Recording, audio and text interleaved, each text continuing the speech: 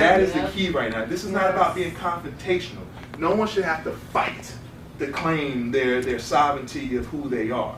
But we sometimes feel like we're at a fight with our families, with society, with academic rigors and those things. And we're trying to say, hey, we could have a social structure, but if the social structure doesn't start with helping the person, making sure the person is cared for in a way that isn't just a physical thing because of daycare and going to school, but it is a full-on mental taken care of, a spiritual taken care of, in a way that doesn't just make us go through the cycles of what we've done in the past.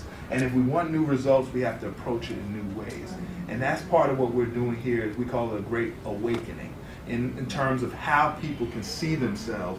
And it's been happening. We've been all over the country with this. So we can't give you our full session as much as we would love to, and we are going to come back to the answer. So as we're talking, your what makes you brilliant might shift, and that's perfectly fine. But your brilliance may shift throughout this time, because that is the point. It's a life process. This is never going to be a done task. Every day you should be being that phoenix that killed off the old version of you and rebirthed the new version of yourself every day. Because if sometimes we want to hold on to the old things too much, we hold on to our old memories as we built in this process. And those are the things that we get locked into.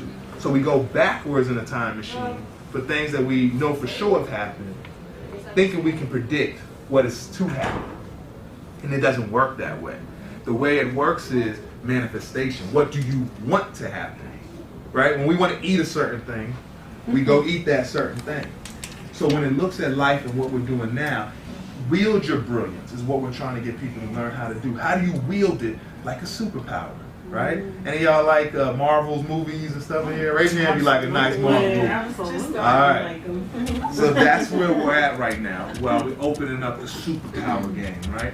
How do you really figure out what that power is? And the beauty I love about the Marvel's character world, right, is that no one ever necessarily has the same power. Isn't that amazing? No one actually ever has the exact same power.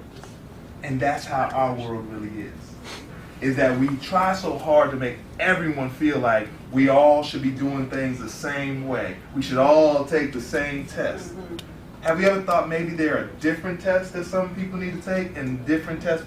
So it's getting our people to start thinking that way, to really give people a full holistic look earlier than when it gets older. How many of y'all, the youngest, have looked at adults and still felt that, do they know what they're doing?